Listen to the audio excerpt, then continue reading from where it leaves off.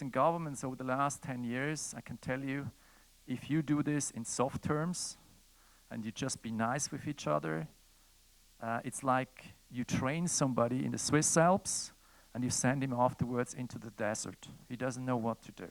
The best people in such circumstances are going to be the lousiest one later on. Referring back to the video I showed at the beginning, you saw how the stress level was indicating, you know. There's situations where suddenly people just say, pay, pay, pay, pay. Even the most senior CEOs, they freak out under stress sometimes because they don't know what to do. And hence, it's really important to stress test this. Let's look further a little bit how this develops. What were the lessons learned specifically out of this? And I'd like to give you an insight into what you can do today to prepare your company from an IT security point of view, cybersecurity point of view, and the use of threat intelligence. So there are really 4 phases in principle. And the first one is really open source threat intelligence. And open source threat intelligence is nothing else than there's a lot of data out there which you're not even aware of, which you can find about your company in the internet. Not only on the dark web, but outside, you find a lot of data. You find data based on a scan, whether you have front-end to back-end protection, whether you use some of your domains might not be renewed. These are angles which any criminal is looking for at the end. This is basic. The one to the right is the behavior assessment. So when you work with cybersecurity companies, one of the things they're looking into is how criminals around the world are actually currently operating. As I said, there's many threat communities around the world. Some of them are potentially state-sponsored, and they have a certain behavior pattern, who they look at, what they're targeting, which countries are they in, and they differentiate, you know. They differentiate from country to country. So you need to have advice, specifically what industries, what countries they're looking into. The third one is monitoring. Monitoring means you do so-called active threat intelligence. So what it is you apply specific applications in your own company, on your systems, which watches the traffics against you, incoming traffic, outgoing traffic, attacks on your systems directly. The first two, phase 1 and phase 2, are passive threat intelligence. Passive threat intelligence you can get out of the market very easily. Sometimes directly in front of your face, but you're not taking it up. The third and the fourth one is active. You need somebody in your company. So the last one is really incidents of compromise. So you're looking into your own company, and you might well be compromised, and you don't even recognize you have been compromised. And simple example, you know, fake news really started in 2014, not from Donald Trump. Other fake news started in 2014. In 2014, a company got hacked called Target. Have you heard anybody about a company called Target? The CEO of Target knew about the vulnerability specifically of the company related to cybersecurity. But he went out and said, well, we don't have an issue. A couple of weeks later on, he got hacked and he lost his job. He was the first CEO who lost his job. Subsequently, we have a number of bigger cases around the world. Some of them Nigel just described, where board members lost their jobs at the end of the day. And frankly speaking, whaling, which is phishing against CEOs, is one of the most popular approaches nowadays. Because very often, who is reading the CEO's email? Right? The assistant. Probably most CEOs won't say that, but it's very often the case that somebody else is responding specifically on their emails. And think about a situation where you are maybe a board member, or you perceive to be a board member, you pretend to be a board member, send an email to that secretary in a very straightforward tone. And the response will be different whether I do this here, or I do this in Europe, or I do it in Asia. In Europe, I might get a forced answer back, bugger off, you know, I don't have time. But here I got a nice answer back, by all means, I'll let you know. I give you an example. I ask, we have a board meeting next week, and I represent myself as an active board member with an identity, which is obviously fake, nicely faked, and say, as preparation for next week, I'd like to know which payments are due, the major ones. I can tell you many people fall into this particular trap, and then put the names back, put the data back. It happened to me myself at the end of the day. My data got compromised this way, actually in the region. Now then you have to respond. The other thing is, how many of you are normally aware of the data security organization, directives and files? Very few, I assume, right? So if I would have sent you an email here, which I know sometimes do, and say, are you aware of this? And you probably say no. Then I say, well, should we have a look at it in a nice tone? You probably say, yes, let's have a look at it, and I compromise you. So easy done. So easy done sometimes. And you have just to be very curious. So if you don't know who sends you the email, delete it. Because he will send it again if it's important, I can tell you. I get from time to time people sending me emails saying, why didn't you respond to this? I say, well, I didn't know that it was you. And actually the way it looked, it was so suspicious. The other thing you have to be extremely careful is it's not just about emails nowadays. It's also about phone calls, okay? So there's simple ways if you're really targeted, and with a simple call based on a simple, not so simple software, I might be able to compromise your phone at the end of the day. Compromising your phone means I can listen to your phone, I can see to whom you text, I can see where you go. So you have to be extremely careful. So if you have any doubt, if it's, you don't see the number at the end of the day, then let it go on your voicemail, and you'll see on the voicemail whether somebody left the message. And if you still have doubts, call back from somewhere else, from a fixed phone at the end of the day, rather from your mobile phone. This is a trend which is really happening. It's not just by criminals, it's also by state sponsors at the moment. If you are targeted, if you are specifically targeted. It happened to me as well, so I can talk out of experience.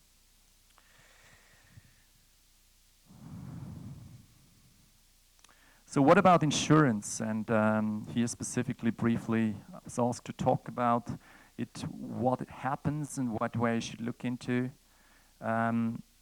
This is not just about insurance itself, it's about the risk. It's always about the aspects of, I always call to my clients along the lines of phrasing a major philosopher. You might have heard about him, it's called Marshall McLuhan. He said, with every technology, the entire framework is changing and not just the image within the framework. So means, when you have technological updates, then you always have to ask yourself, really, are my defenses still at the right level? When I talk about the defenses, I need to understand the underlying scenarios which could hit my company. Once I've done that, it's a work between risk, regulator, or risk specifically, cybersecurity, and at the end of the day, your board. This is an important triangle. If you can't close this triangle, forget about it at the end of the day. And then you need to come from the angle specifically that you will be hacked, you will have an interference, you will have an interruption, and you need to work backwards. Never accept standard acceptance, standard documentations. It doesn't help you at the end of the day because they're not fit to your own company at the end of the day. If you have a proposal, if somebody approaches you when it comes down to such policies or insurances, then stress test them. Think about the scenarios you have and whether this policy will pay out. If it doesn't pay out, then I'll leave it to you whether there's any value at the end of the day.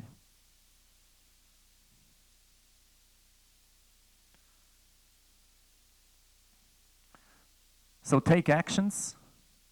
You as a company, overall, you need to understand who needs to be involved when it comes down to a case. If you have an attack, ask yourself today, would you really know how to defend an attack? Would you know in your company who needs to be involved in an attack like I showed you at the beginning? Does your board know about their fiduciary duties? Particularly if they're internationally working, do they know that they need to cope with data regulations or directives? Have they heard about maybe GDPR, about the European data regulation? Probably not. If they're not, make them aware of. They could have fines between 20 to 40 million at the end of the day. And that's a lot of money. What are bespoke recovery solutions? Well, we talked about it. Have they stress tested their insurance policy or their risk management? It's not about just saying, well, Amy takes control of it or George takes control of it, our IT security. We have nothing to do with that. That's the beginning of the end. And last but not least, what are the major pitfalls? And when I talk about pitfalls is, where are we vulnerable? Think about if you would be the outsider, the intruder, where would you go in? This is probably then not the one where people go in. Ask somebody just from the outside, maybe, somebody from your family will think, okay, where would you go? You get the best ideas normally from people who have nothing to do from your business at the end.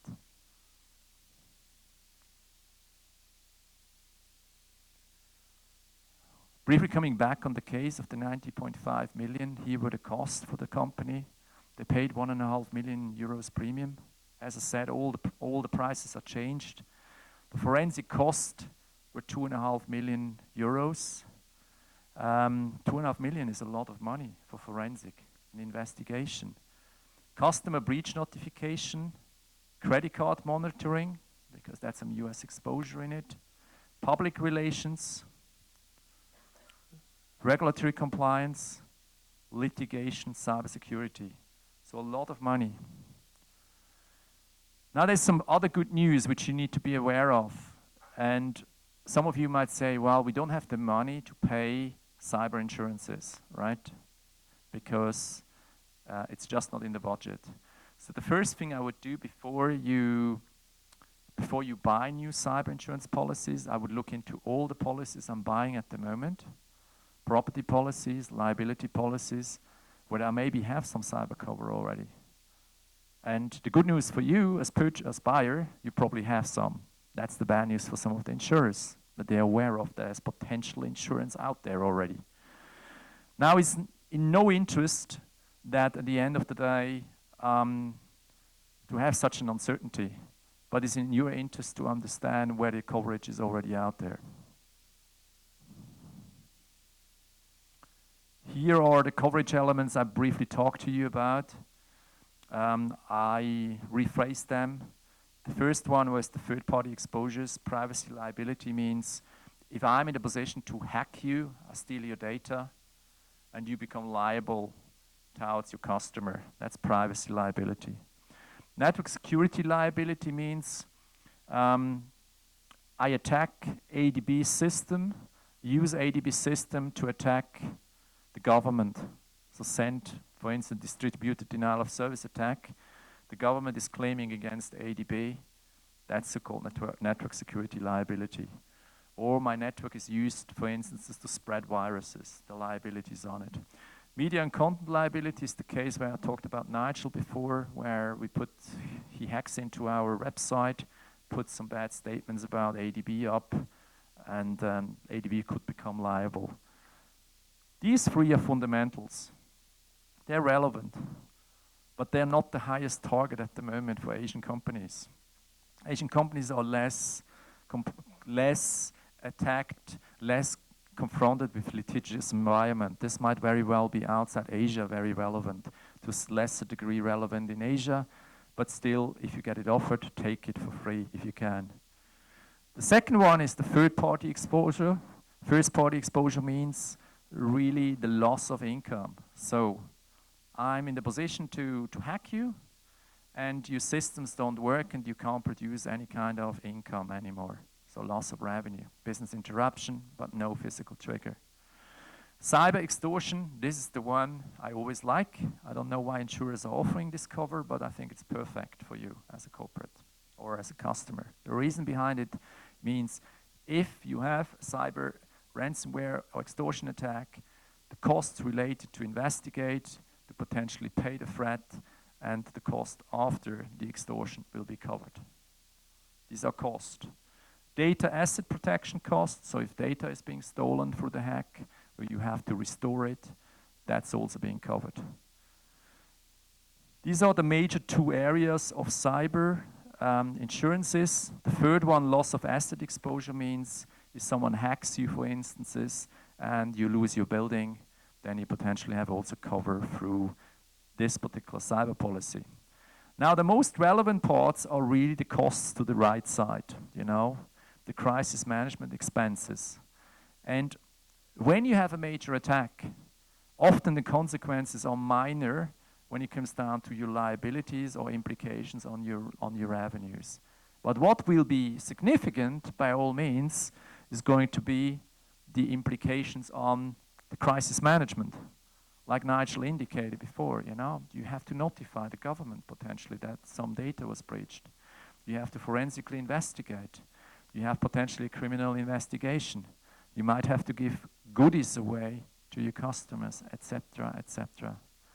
So overall, cyber insurance, can it be a real added value?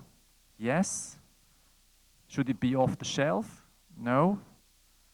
Does it need to be stress tested together with your crisis management? Absolutely. If you don't do that, don't buy it.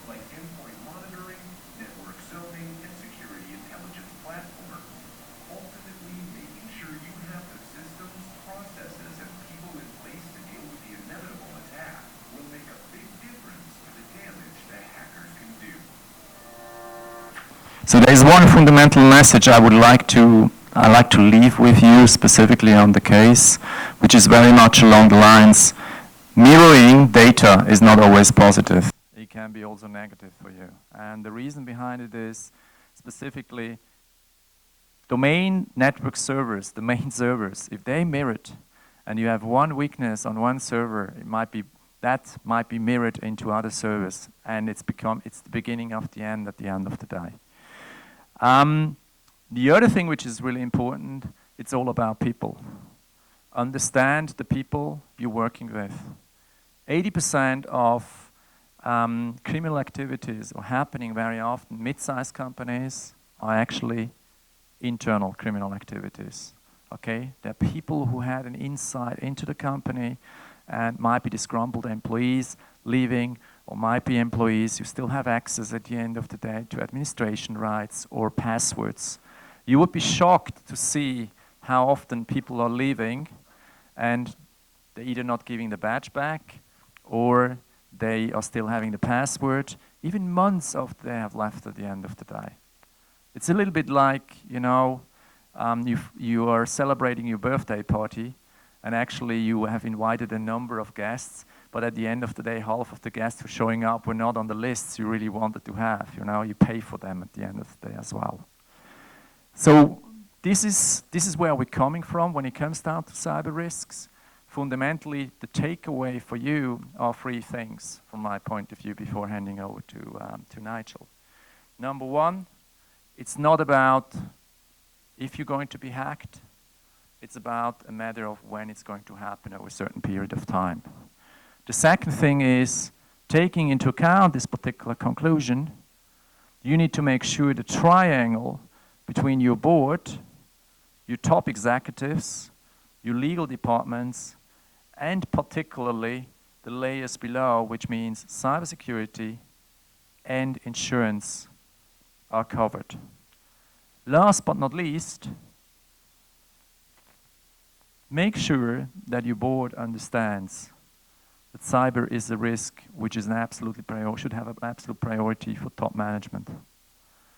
And remind them of the fiduciary duty, because the fiduciary duty is a really, really driving things. And we see this across Asia at the moment. In the past, we still have limited data directives, but what we now, they see more and more cybersecurity laws, and there could be criminal offenses, you know, and they are at risk, they are at hook if something goes wrong, and it could cost their job at the end. And unfortunately, I believe right now, still 50% plus of top managers across Asia do not believe cybersecurity is a top management risk. And I think it's your duty, my duty, Nigel's duty to change this at the end of the day, because it can help to prevent massive attack going forward. Nigel? Thanks.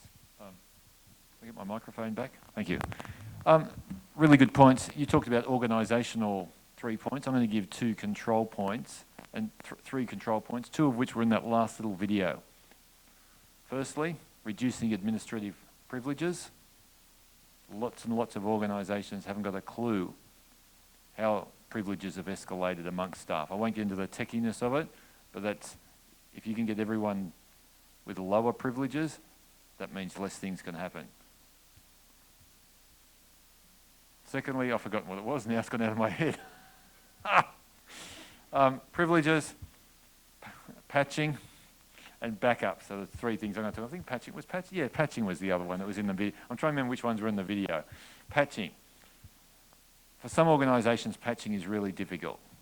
But for most organisations, it's all doable. Every time Microsoft and every other vendor comes out with a patch, put it through test, put it straight into production. Patching comes for a reason. And backing up your data. Having good, competent, again, tested backups that you can go to for that ransomware attack is invariably the only thing that will properly save you. So, we're just about out of time. Is there any questions? Or do I have to force Tanya to ask one? You got one? What are your views on outsourcing security operations? Great question. So security operations, some of you might have heard of such a thing as a SOC, Security Operations Center. They can do everything from a light touch to a medium to a large touch, running your network, incident response, making sure things are patched, all that sort of stuff. Invariably, if you're particularly a smaller organisation, I think it's a very good idea. I think that certainty that you're buying is a very good thing. Easier to put it as an operational expense rather than a capital expense. So you can say it's X amount of dollars per month and what you're buying a control framework essentially. So if you go to the right competent area that can give you the service that you want, actually I'm all for it. Yeah, I agree entirely with Nigel. It's the same thing when you talk about, cloud providing services from the cloud at the end of the day. Point is just, obviously OPEX goes down in the end. Then the question, however, is always whether risk management expenses potentially go up. I think if I outsource, I always want to know how well the company I outsource to is really protected. What you then can do when you have such arrangements, I will clearly look into the legal arrangements you have with the company, so that you might be able to subrogate if it comes down to a specific case. So they provide certain certainties around the aspects of, okay, how good the systems are, potential liabilities in the case they will be breached, do they buy cyber insurance, etc., etc. You need to get some hedges as well. But overall, particularly a smaller company, it makes a lot of sense. You sometimes have no other choice, to be quite frank. No, it's a good point. The agreement is where it's really all going to sit. Yeah, and as with the first video about supply chain, that can be part of your supply chain, so you've got to be wary of that. And I wouldn't approach it with the idea of you're trying to outsource risk. You might be outsourcing a control framework, but you're not trying to transfer risk to another organisation. And it comes back to the legals, the T's and the C's. Yeah, it's fundamentally, again, just to preach that point, everything starts at top management. You know, whether you're government, at minister level, whether you're corporate, at board level, you have to do crisis management stress tests to cyber. And if you don't do these, the consequences can be, as mentioned, absolutely disastrous. And the best way to do it, run the type of exercise I showed you. This can be relatively simply done, and quickly with a couple of sequences, they will feel on the back foot. And no CEO wants to feel on the back foot. If he feels on the back foot, he's feeling out of control. Feeling out of control is, for most CEO, the disaster number one, because many of top CEOs, they like to be very much in control at the end of the day, which I appreciate as well. So if there are no other questions, then yes, please.